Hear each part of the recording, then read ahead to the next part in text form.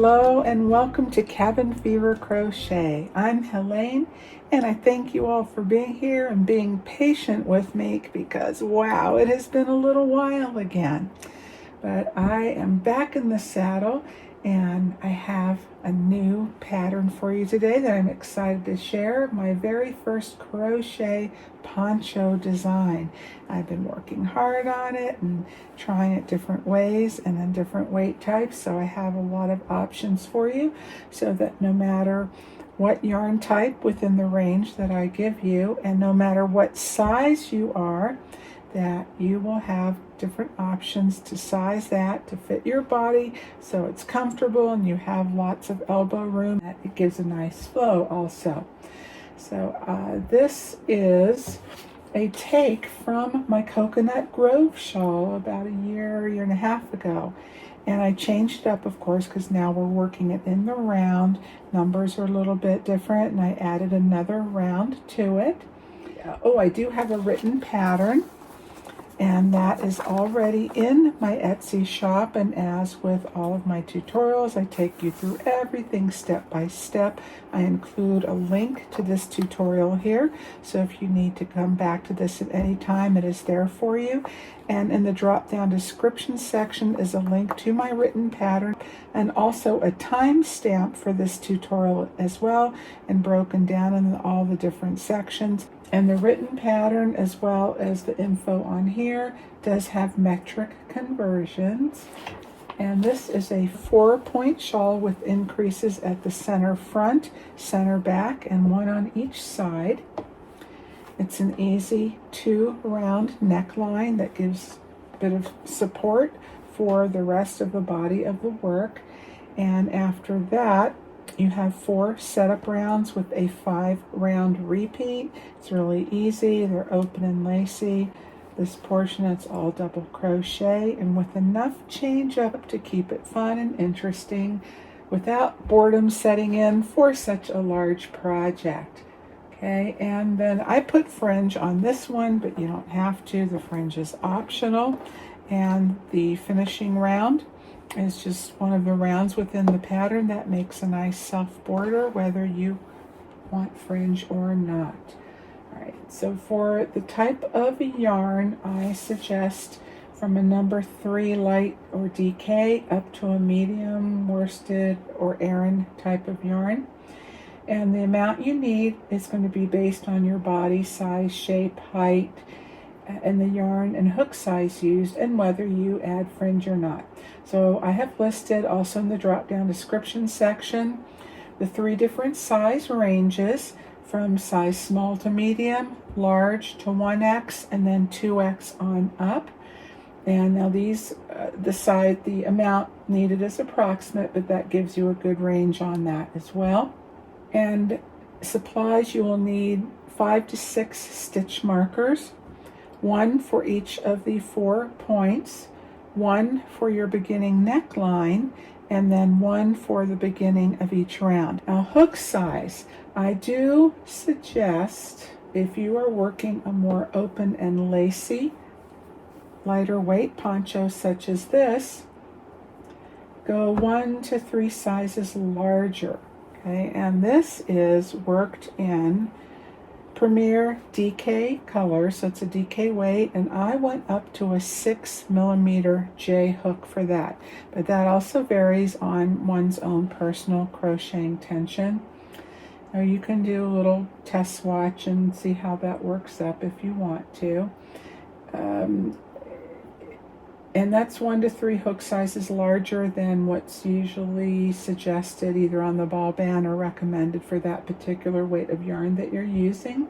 But if you want to have a warmer shawl with stitches closer together, say for the cooler evenings this time of year or going into the fall or any other season for more warmth, then you can go with the usual hook size for that weight category of yarn or what's recommended on the ball band, unless the ball band already suggests a much larger hook than usual. Then maybe somewhere in between, or use your own judgment or do a test swatch. For example, this other sample that I have here I started in Big Twist from Joann, the Vortex yarn that I picked up before they closed. And it is a medium weight, but it recommends a K10, or excuse me, a K 6.5 millimeter hook. And that's what I was going to go with anyway. And even though it did make it, not too open and lacy compared to the lighter weight, but enough transitioning into the fall.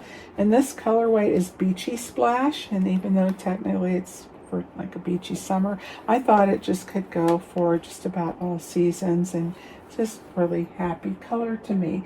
And another tip though, if you don't have quite enough yarn in your stash or you're not sure, you can add rounds of a solid coordinating or contrasting color as long as it's in a similar fiber and weight. And that's what I did.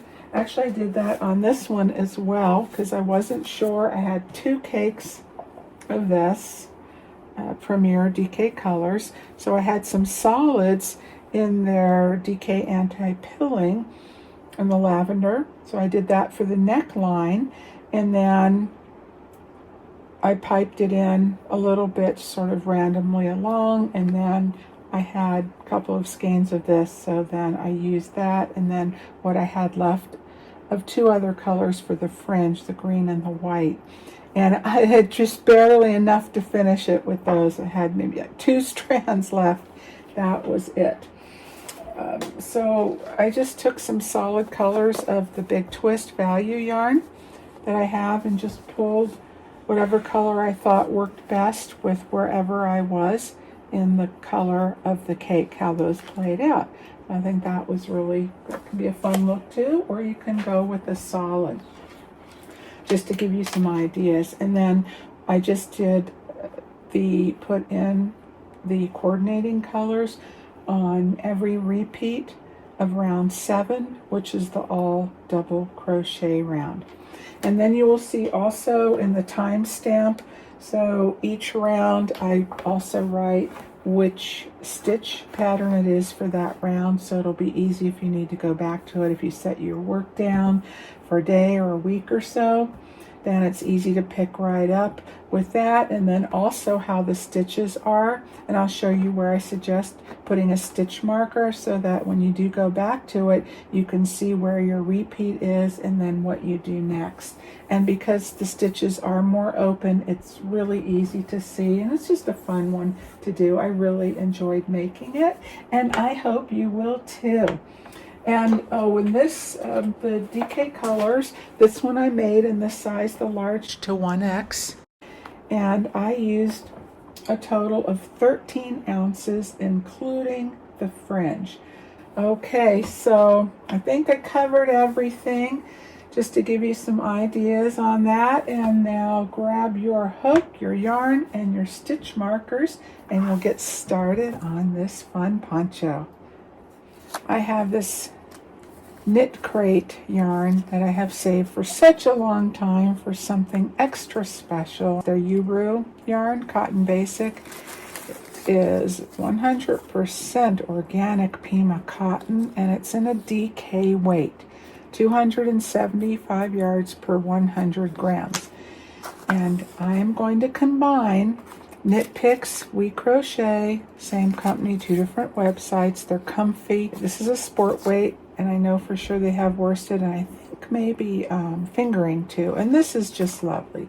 This is the color Hydrangea, and they come in 50 grams. So half sizes for the equivalent of 2. This, I said, this is 275. These are 136 each. So this would be 272. So they're very close, within 3 yards. So this is a DK closer to number 3, which is typically thicker than a sport weight. That the comfy yarn on this label is a number 2, but yet this one is thicker. Just a little bit thicker yarn, even though it has 3 less yards. And I think that's because of the fiber content. It is 75% Pima cotton, 25% acrylic.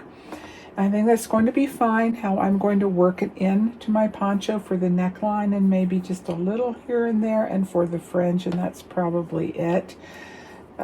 And also that 25% acrylic is going to help the neckline from stretching out as much as it would with 100% cotton. And because it's slightly thicker, it's giving me the length that I need for my beginning neckline. Which brings me to our neckline working tips and customizable adjustments. So here we go where you can adjust again. All right, if you are a very petite person, you may work your 2 neckline rounds in a hook size 1 to 2 sizes smaller than what you're going with for all the rest, the main body. And that will help prevent your neckline from becoming too low on your body. You can do that if you want, you don't have to.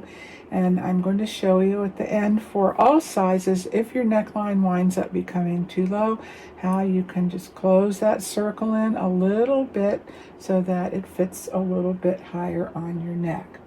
All right, but if you are very petite, you might want to go with just 1 or 2 sizes smaller for the neckline only, and then go up to your main size for the rest of your poncho.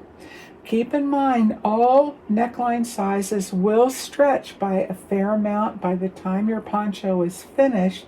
So if it seems a little small to start, it will continue to relax and expand as your work grows and you have finished and you have all the weight of your yarn on the poncho.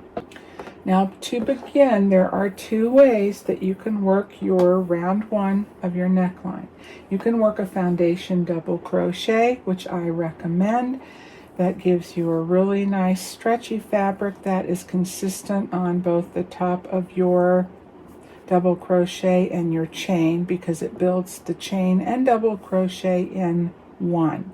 Now if you don't know how to work a foundation double crochet and would like to learn, I have a separate tutorial for that, and the link is also below in the drop down description section. And if you already know how to work one and would like to see how I do mine, which is just a little bit different than traditional, then that's there for you too. So alternately, you may work a beginning chain instead, and then you're going to double crochet in the 3rd chain from the hook and in each chain all the way across. All right, so either method you want to do. A foundation double crochet of 64, if you're doing the chain method, 64 plus 2 chains for your turning chain. And then when you double crochet in the 3rd chain from the hook, those first 2 skip chains, so do not count as a stitch, so that's the turning chain. Then you double crochet in each all the way across, and you will have then 64 double crochets. And everyone, double check your stitch counts. All right, so if I've already worked my foundation double crochet, and you can pause right here, and you'll just pick up right from this point forward. Okay. Oh, and one other supply I forgot to mention is you will need a tape measure. So go ahead and grab one, and that's just to measure our beginning round, that our row that we're going to turn into a round. Okay, so go ahead and pause now and work yours, and then we'll carry on together.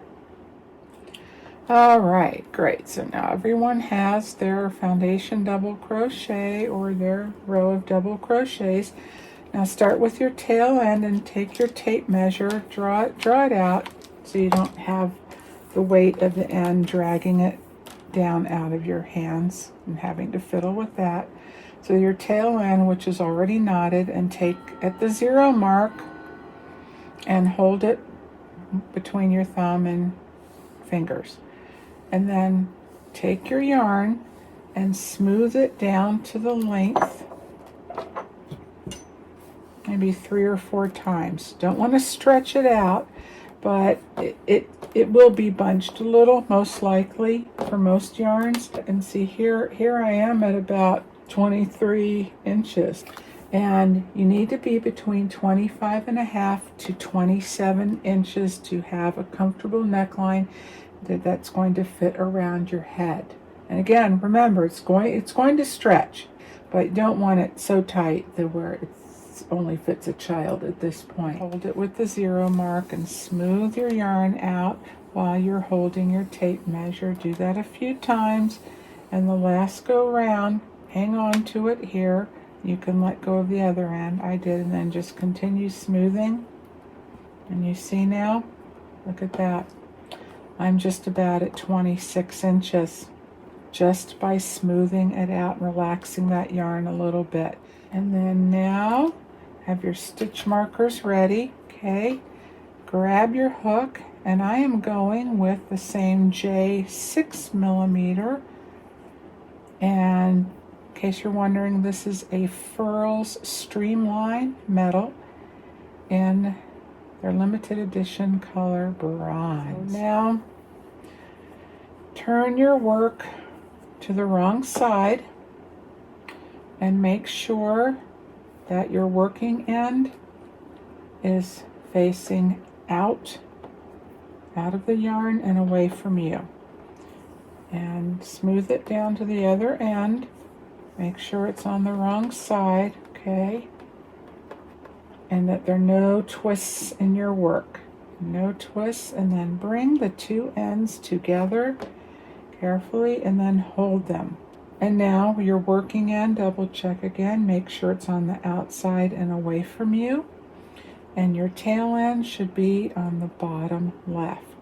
All right, and then take one of your stitch markers, and to secure the bottom, insert it into, you can start on the left side if that's more comfortable for me, and put it through both the front and back loop of the first stitch, and then do the same, the front and back loop of the first stitch on the side to your right, or whichever opposite side you started with. Keep those together. Now your hook. And this is very easy. We're just going to work front and back post stitches all the way around. So insert your hook into that first double crochet and slip stitch. For this round only, we're going to chain 2. You can cinch those down. They do not count as a stitch. And now front post double crochet around that first double crochet. Back post double crochet around the next double crochet, and that is your repeat all the way around. Front post double crochet around the next double crochet, and back post double crochet around the next. Okay, you repeat that all the way around, and I will see you at the end. And your last stitch will be your back post double crochet into that very last double crochet where you anchored your stitch marker to. Okay, and remember those first 2 little chains, those are not a stitch, so you did not miss anything. Okay, that was just at the beginning to bring the height up.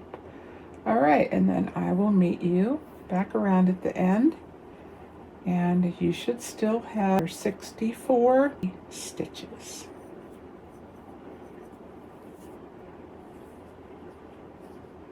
All right, we've worked our post stitches, and as you can see, mine has drawn in a fair amount, which is the nature of those stitches. But again, it's all said and done, it's going to stretch. Okay, so now you need 4 stitch markers. They can be all the same color or different, doesn't matter. I just grabbed what I have. First, front post double crochet, not that chain 2. Place 1 stitch marker in that first stitch. Now, count over 16 stitches. Okay, so it's 1, 2, and then I just go 2, 4, 6, 8, so on. And then in that 16th stitch, that will be a front post double crochet, place another stitch marker. And that's what you repeat 2 more times. Count over 16 stitches, place a stitch marker in that 16th front post double crochet. Do that 1 more time. And then when you come around to the end, you should have 15 stitches remaining. That 16th stitch is that first front post that you marked.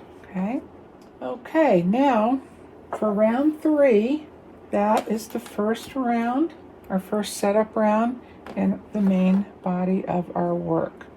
So then now if you are changing hook sizes, that's where you will do it. And this is also if you're changing colors, this is a good spot to do that. That is up to you, whatever colors or color combinations that you like.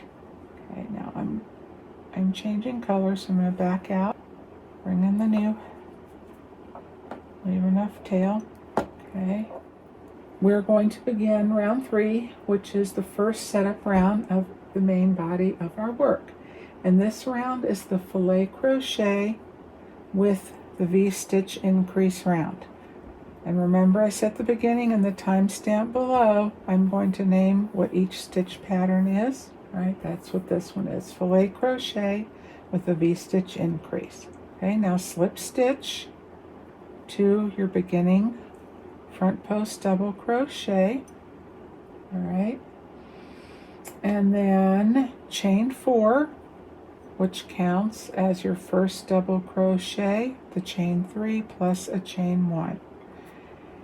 And then double crochet into that very same beginning front post double crochet, and there is your V-stitch increase. Double crochet is your chain 3, chain 1, double crochet, and take your stitch marker and place that into that chain 1 space.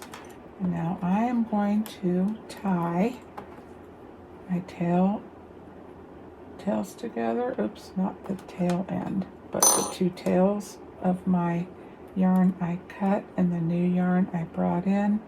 When I do my square knot, right over left, left over right, if you can see that, I leave just a little gap space between my knot and the base of my work, so that way when I go to sew in my ends, I can pull that knot underneath my yarn and it will be very smooth. You won't feel it or see it. So that's what I like to do. Okay, now carrying on with the pattern, for a repeat up to the next stitch marker, chain 1, skip the next back post, and double crochet in the next front post, double crochet. Chain 1, skip the next back post. That is your repeat all the way up to the next stitch marker. Your last double crochet before the stitch marker will be in the last front post double crochet. Make sure you have that chain 1 in, and we're going to skip that last back post double crochet and work another V-stitch increase. Okay, so since this is a short round, I'm going to go ahead, finish mine on camera. There's my back post that I'm going to skip.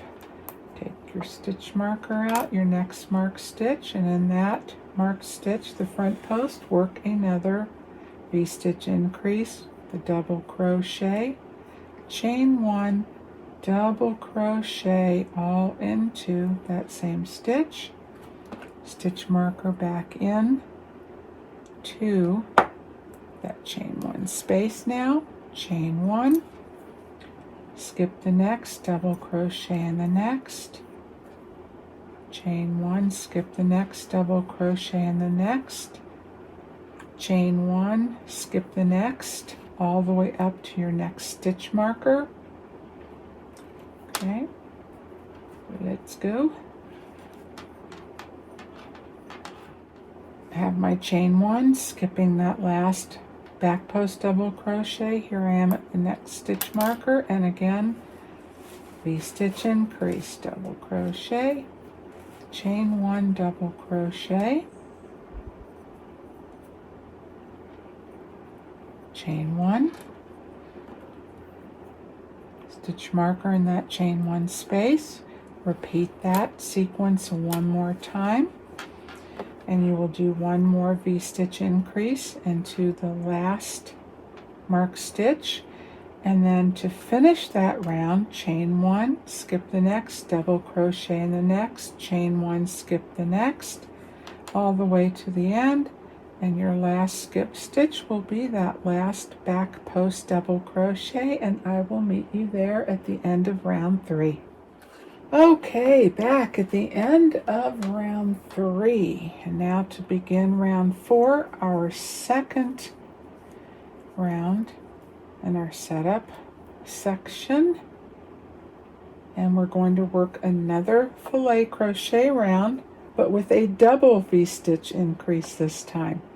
Okay, now we're going to slip stitch to the top of our chain 3 and make sure it's the 3rd chain up and not that 4th, because you need that for your chain 1 space. Go through both front and back loop, slip stitch, chain 1 does not count as a stitch, slip stitch again into the chain 1 space, and that little chain 1 just helps to make that space across so that your slip stitch in the chain 1 space stays centered and doesn't tug over to the right. So now I can move that stitch, pop that out for a sec.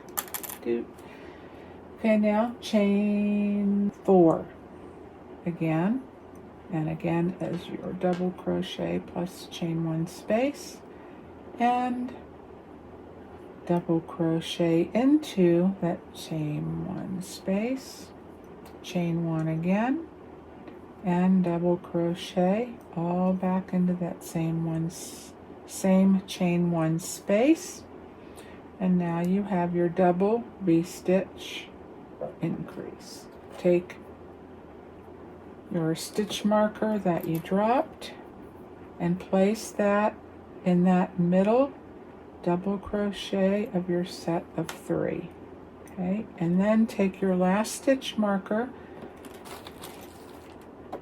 to mark the beginning of this round and each new round thereafter. So that would be the top of my chain 3 for this round. Okay, and now for this filet crochet round, you chain 1 and you skip the next double crochet, and now you're going to double crochet into the next chain 1 space, and that's what you'll do all the way around. Chain 1, skip 1, double crochet in the next chain 1 space. So therefore you may just chain 1, jump over, and double crochet in the chain 1 space. Okay, chain 1, and then you repeat that up to your next stitch marker.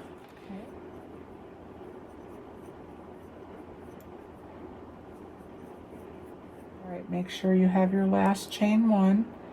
Right, and then now again you skip the next double crochet, and that takes you into your next marked stitch, which is the chain 1 space, where we work the double V-stitch increase.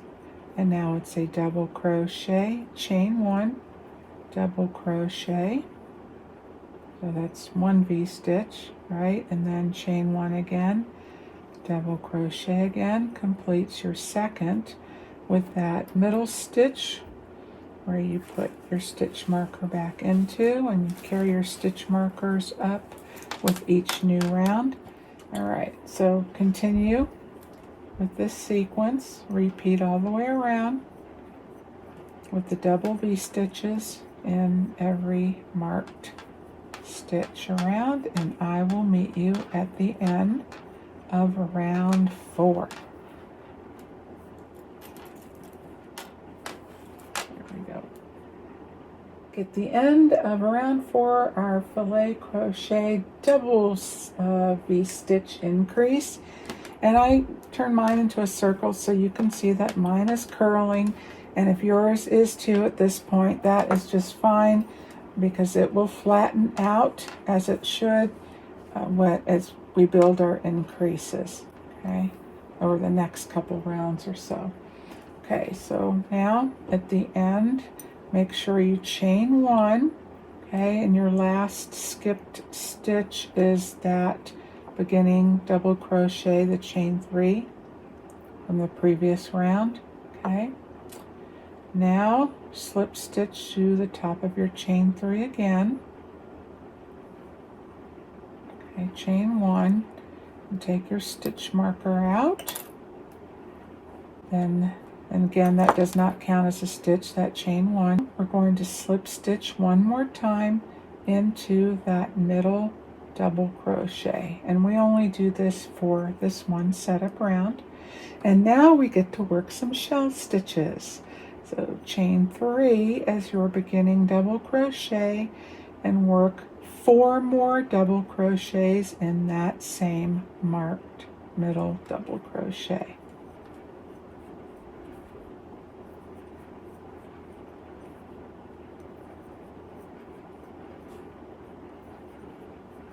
Okay, stitch marker now goes into the 1, 2, 3, that third middle double crochet in your set of 5. Now we skip the next chain 1 space, which is the V-stitch to the left of that center, and in the next chain 1 space or next box you place 3 double crochets. Okay. Skip the next chain 1 space or box, and in the next 5 double crochets.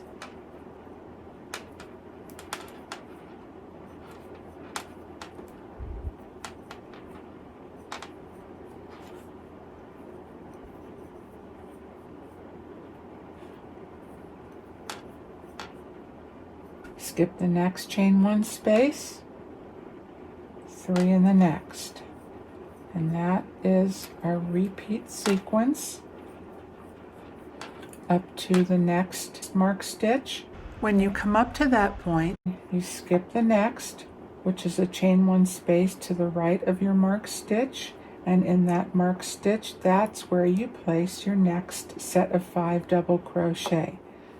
And make sure you take your stitch marker and place it into that middle third double crochet of the set of 5. Okay, and then you continue on with your sequence all the way around. Skip the next chain 1 space, 3 in the next, skip the next, 5 in the next, skip the next, 3 in the next, up to your next mark stitch where you will put your set of 5 double crochets. Now, if for some reason your stitch count is off or something and you come up to your last set, or that would be here, your last set, like, uh-oh, I have 5 and I should have 3 here because you put 5 in the next, right? Go back and look at your work, and that will especially apply as your work continues to grow. Make sure that you didn't accidentally put set of 5 and 3 next to each other without skipping one in between, or maybe you did 2 sets of 3 together or 2 sets of 5 together. It's a pretty easy mistake to do, so double check your work there. But your placement and stitch count is really important on each round, which sets you up for the next. And what happens with this stitch pattern, when you come to the shells round, you might have had a mistake 4 rows or rounds below. So you'll have to take all of that work out. So at every so much sections or every interval, you can just go back and check your work, make sure you have the right amount of stitches and that they're in the right place, and just scan it along. And that is a little bit of work up front and a lot less at the end of 4 rounds, you know. All right, so I'm going to work mine. I will meet you around at the last set of 3, which will land right here where you have your set of 5 and a chain 1 space in between. Okay, and that's the last that we skip before we join. I'm back at the end of round 5, our lovely shells round that is taking on some really nice shape. You can see my neckline is smoothed out and will continue to as our work grows. And now we're going to begin round 6, the last of our setup rounds, which is another filet crochet double increase round. And I forgot to tell you to put your beginning stitch marker back in that first stitch, but that's easy to see on this one with the chain 3 as your first double crochet. So slip stitch into the top of that first chain 3, third chain up, okay? And then to get started on this one again, you will chain 4 as your beginning double crochet and a chain 1. Skip the next double crochet and then double crochet in the next, which is your first marked stitch. And now that's for the beginning of 64. If you worked 80, you're just going to have to go a little bit farther with the chain 1, skip 1, double crochet in the next, chain 1, skip 1, double crochet in the next until you get up to your marked stitch.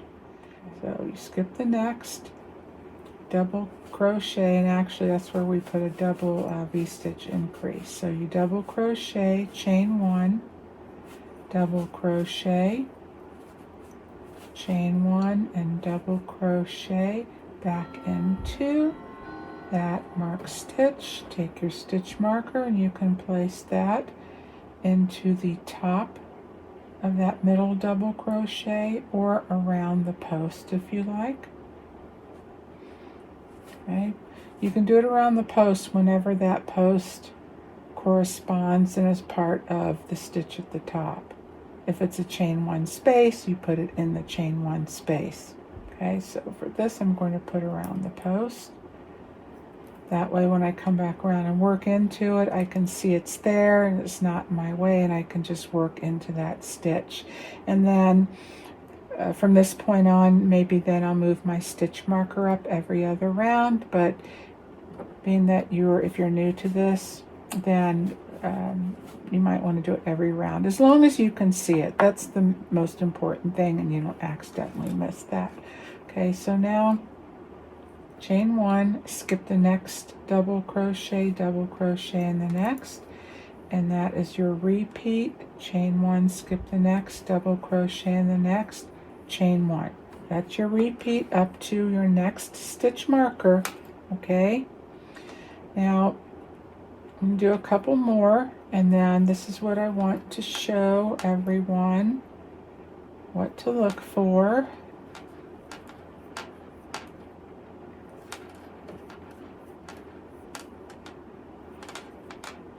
In every set of 5 double crochets, you will have a double crochet in the first and last, and 1 in that center, that middle third double crochet.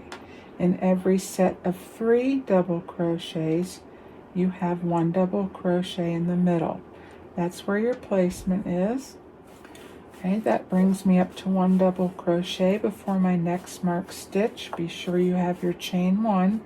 Skip the next, and then again work a double V-stitch increase in the next, which is that middle double crochet in your set of 5. Middle marked double crochet. Double crochet, chain 1, double crochet, chain 1, double crochet, okay, and chain 1. Stitch marker into that middle double crochet. Okay, so repeat this all the way around, and then to finish the round you just continue on with your pattern, and your last double crochet and chain 1 will be in that middle double crochet in the set of 3, and I will meet you there. Okay, now we're at the end of round 6, our filet crochet double V-stitch increase round. Okay, and I forgot again to tell you to put your stitch marker in the third chain up I can tell it's late and I'm getting tired, so I think I'm gonna have to call it a night for this portion of it and finish up tomorrow. But yeah, there you go.